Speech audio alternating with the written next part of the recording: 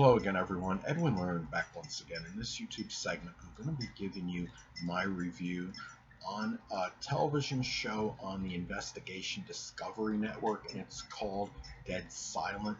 Now, first off, as far as the premise and what the show is about, it's about how people are basically kidnapped, or sometimes are abducted, they're taken against their will, and sometimes murdered, or they may at times escape their captor somehow.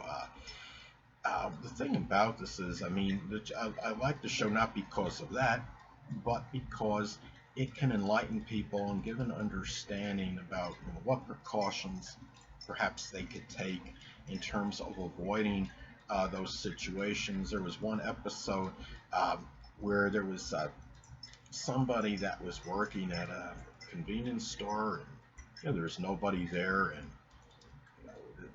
and and she was taken against her against her will, and basically, if I remember right, she was tricked into going into a vehicle. The guy said there was something wrong with the vehicle.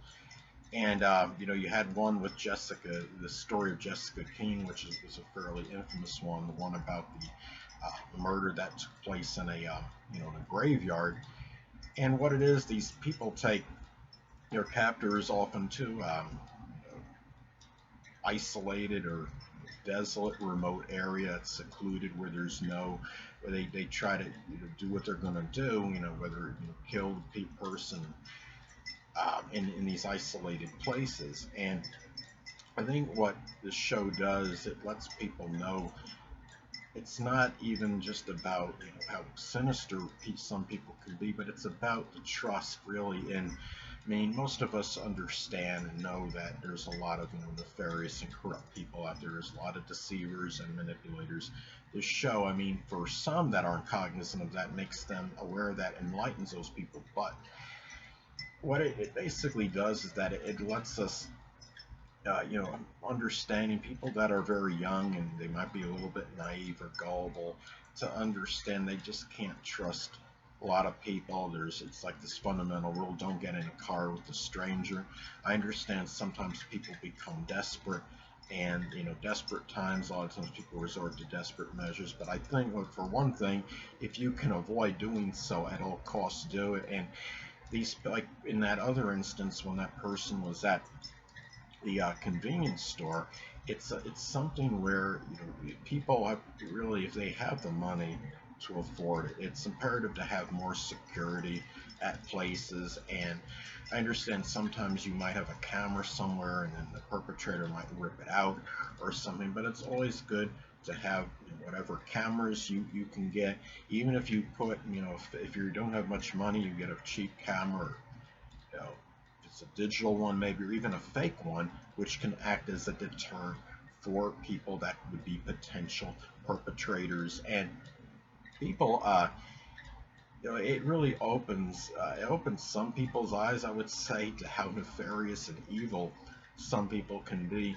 But it's also, it lets you know to be a little bit more street sense, have street sense, and try to use more precautions when you're going with somebody that by some chance you were like, if you're the thing, if you're left on the road or something, and you're trying to hitch a ride, at least try to get as much information connected with that person as possible, the plate, and if you can, and the car type. So if something were to go down, and you're presumably, if you're alive after this, after the event, then you have some information that you can give to the authorities.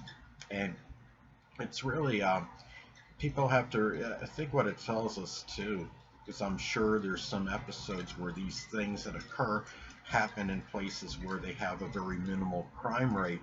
And the thing about it is, in today's times, we know there's virtually no safe place anymore. It doesn't matter.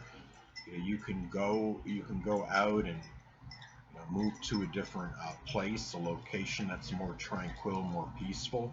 But if it's not, but that doesn't give a guarantee that that a crime won't occur. Um, it's something where you just have to really try to be safe and sorry. If you can work in a place where you have somebody with you there, um, then do so, as opposed to being alone at night. And the thing about this too is, at the same time, you don't want to live your life in a state of fear or trepidation. It reminds me of an episode I saw of Growing Pains in the it was in the 1980s, and their house. There's an episode when the family had somebody broke into their home, and at the end of the episode, Alan Thicke, who played the father Seaver, he went to the door as if he was going to lock it, and then at the end, after that, he turned it and unlocked it. And it is basically, to me, that symbolized that you wouldn't let one isolated, adverse or negative experience in your life dominate you to the point where you'd be in fear of the rest of it. So you can look at it like that, but I think in today's times, it's probably better to be a little bit paranoid than be, you know, a little bit, hurt or even dead. So it's just something to, something to consider, that, and don't, worry, what somebody else might think, or you're somebody, you have a friend that ridicules you and say, oh, you're taking too many precautions, you're being paranoid. And, it's better to take a lot more precautions than it is not to, if you have the choice between one or another. I know, understand people don't want their life dominated by fear, but at the same time, we have to do what we have to do.